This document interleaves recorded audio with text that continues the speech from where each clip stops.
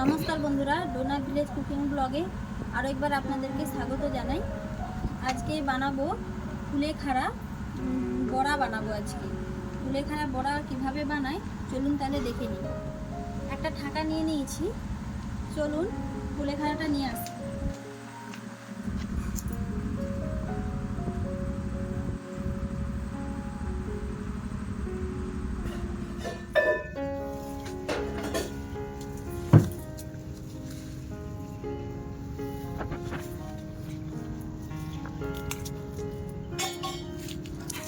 দেখুন বন্ধুরা, এখানে কুলপা শাক হয়ে আছে। এখান থেকে আমি কিছু কুলপা শাক নিয়ে নিচ্ছি, এরকমই ডগ ডগ ভাবে কেটে নিচ্ছি।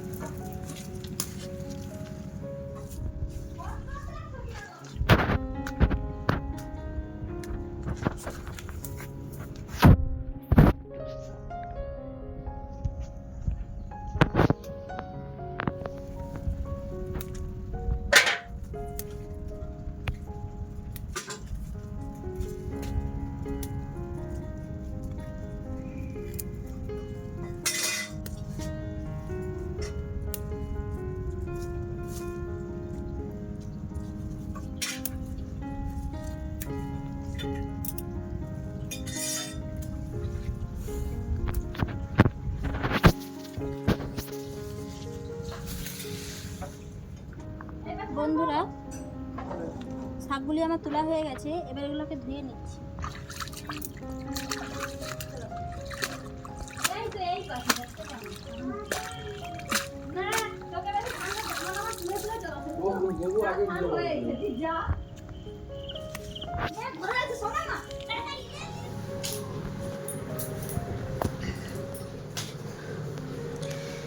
বন্ধুরা দেখুন,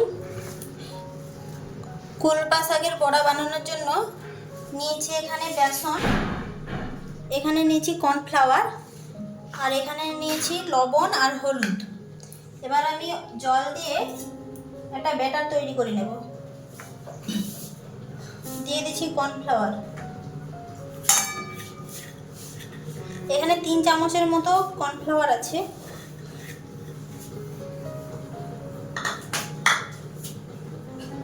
দিয়ে দিচ্ছি পরিমাণ মতো লবণ, পরিমাণ মতো হলুদ। এবার জল দিয়ে একটা ব্যাটার বানিয়ে নেব।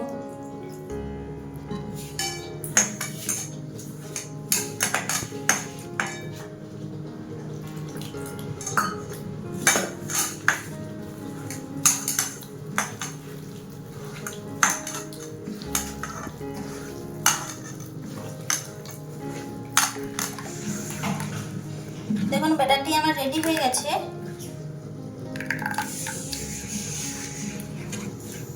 আর এখানে শাকটা যে আপনারা দেখেছিলেন যে পুকুরে ধুয়ে নিয়েছিলাম, আবার এসে কলের জলে ভালোভাবে ধুয়ে নিয়েছি।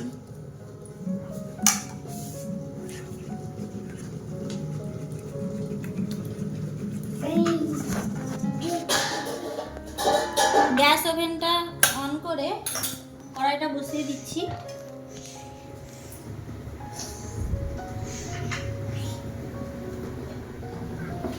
দেখুন কড়াই আমার গরম হয়ে গেছে, কড়াতে দিয়ে দিচ্ছি সাদা তেল।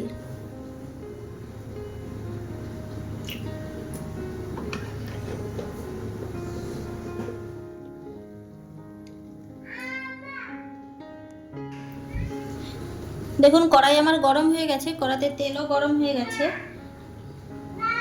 এবার একটা একটা ভেজে নেব, 2-3টে কুলেখাড়া নিয়ে ভেজে নিচ্ছি।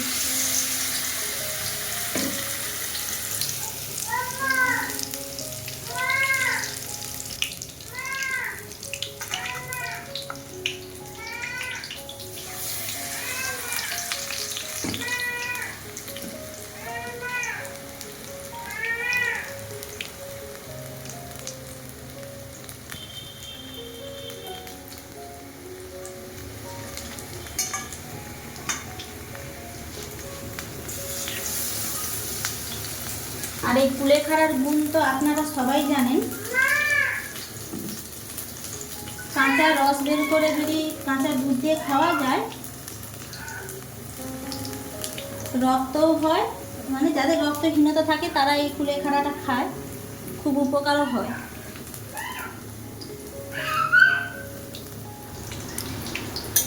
একদিকে ভাজা হয়ে গেছে, আরেক পাশ উল্টিয়ে এভাবেই ভেজে নিচ্ছি।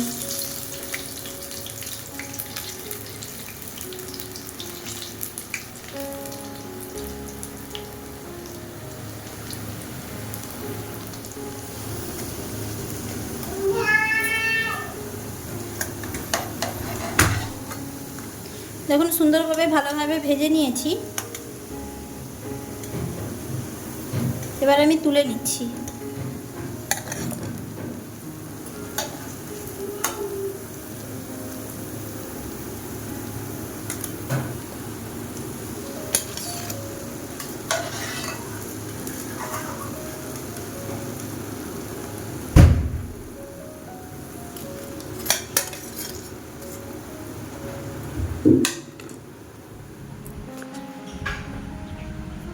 বন্ধুরা দেখুন কর্নফ্লাওয়ারটা দিয়েছিলাম বলে কতটা মুচমুচে হয়েছে।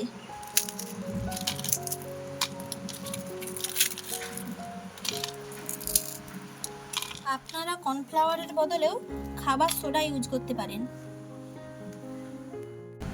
বন্ধুরা এই বানিয়ে আপনারা বাড়িতে খেয়ে দেখবেন, চা কফির সঙ্গে এগুলাকে খেয়ে দেখবেন, বা বিকেলের মুড়িতেও ভালো লাগে খেতে। কেমন হয়েছে আমাকে কমেন্ট করে জানাবেন। আর যদি আজকের রেসিপিটি ভালো লেগে থাকে, like share comment and subscribe করে দেবে, আমার পাশে থাকবে।